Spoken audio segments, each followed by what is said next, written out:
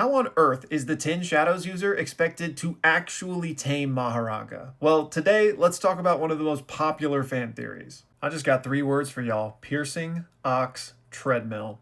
You already know what's up. Shout out to Adrian for inspiring this video and asking me about this tactic today. And for those of you unfamiliar, essentially what the idea is here is Megumi summons Piercing Ox, places it on a treadmill, and has that bad boy run for weeks, if not months. And then at some point, summons Mahoraga and has Piercing Ox just run into him. Because the way Piercing Ox works is that the longer it runs, the more powerful it gets. So theoretically, there should come some point where it's run enough that it might be able to one-shot Mahoraga, right?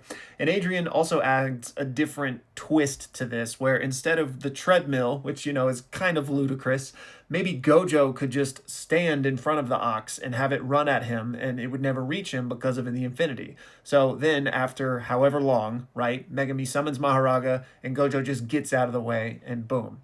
Would this work? And it's tough, right? I think it really depends on 2 things, I guess. The first is where the line is drawn on what outside help means in the Mahoraga ritual. Because we know that a 10 Shadows user can't have any help when it comes to taming his Shikigami, right?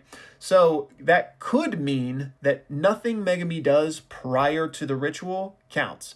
Meaning if he summons the ox a month before, then summons Mahoraga, then this ox can't help him because it was prior to the ritual, right? Even though it's not outside help in that Megumi is the one that did it, it might be that Megumi just has to do everything afterwards. Also, you know, where is the line entirely? Because could you just have a bunch of people set up, 10,000 landmines in an area and then walk away? Megumi comes up, summons Mahoraga, and then he's the one to press the button, right? Like, would that work? And really, we don't know. Like, Gojo using his infinity to set up the ox might also invalidate the ritual. But assuming this did work, okay? Assuming whatever the case we did, treadmill, Gojo, we have him run for months.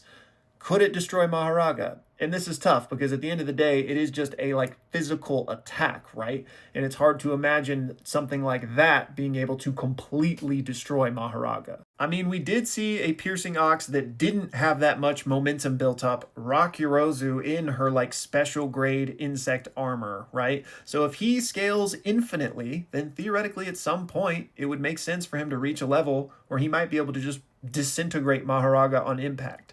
So if this was feasible, the way I would see it having to go, at least to fit within the rules of the 10 Shadows and not feel like a huge cheese, would be that Megumi would have to summon the ox after Mahoraga, meaning he would have to buy the ox time to run, whether we want to say it's on a treadmill that he set up previously, or maybe he can have it run infinitely within his shadow or something.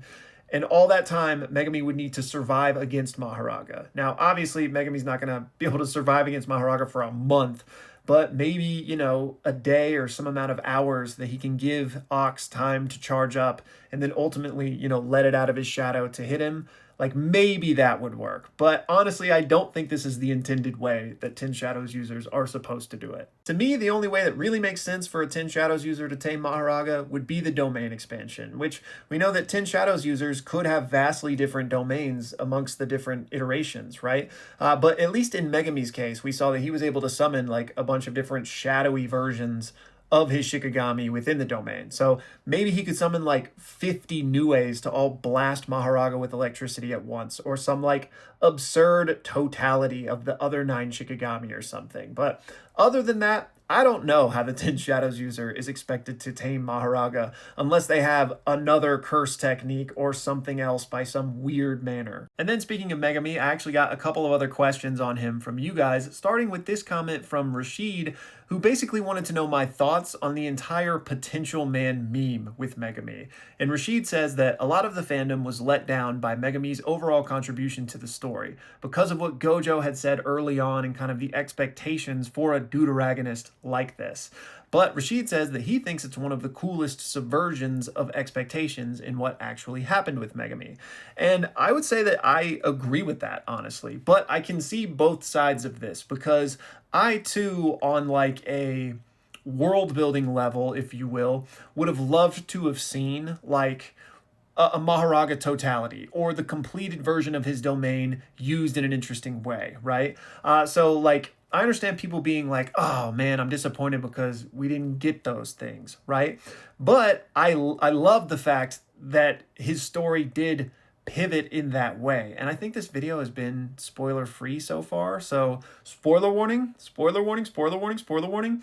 But Megami getting taken over by Sukuna and then like being the antagonist for the remainder of the theory series was an awesome subversion. So I'm right there with you. And honestly, like if I get to pick one or the other, like let's get a universe where Megami doesn't get possessed by Sukuna and we do get to see him complete his domain and do some cool stuff with Mahoraga. I would rather have the Sukuna version. Like we got to kind of see those things reach their potential with the greatest sorcerer of all time. So we kind of got the potential fulfilled, and I felt like the foreshadowing fulfilled as far as referring to what Gojo said about, the 10 Shadows and the Limitless User killing each other in the past. So I'm not disappointed in those things at all. And I think it was a really cool way for the story to go. Everyone called him Proto Sasuke, but really it was way different than that. And I think that's cool. But again, like I said, I can definitely empathize with people who are like, oh, but like I just wanted Megami to have his moment or, this, that, and the other. And I totally feel that as well. But again, given the either or here, I really love the direction we got. And then finally, Rayanne asked me, why did it take so long for Toji to recognize Megami in Shibuya? And this is something I've talked about a little bit before, but it essentially boils down to a couple of reasons. And the first is that version of Toji that we saw in Shibuya, like, wasn't the real Toji. It wasn't as if we snapped our fingers and Toji, as he existed in life, was brought back. It was more of this kind of like shell, like instinctual Toji that was just completely operating on instinct, which is why he was running around Shibuya just looking for the strongest person to fight. So that's the first thing, right? Like it wasn't actually Toji with all of his faculties and, like real personality, if you will.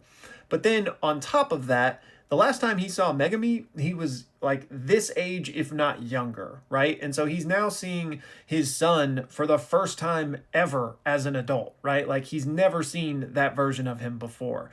So it wouldn't be something you would just instantly recognize, even if he was fully him, right? Which is why it wasn't until he got up close and personal when he stabbed him that like he then recognized it. And that moment is actually what snapped him out of that instinctual kind of haze rage that he was in, which is also why he then decided to take his own life. He capitalized on that moment of clarity and decided to sacrifice himself for his son. Anyways, that's going to do it for this one, y'all. Thank you so much for watching, and be sure to drop your best Taming Mahoraga strategy down below.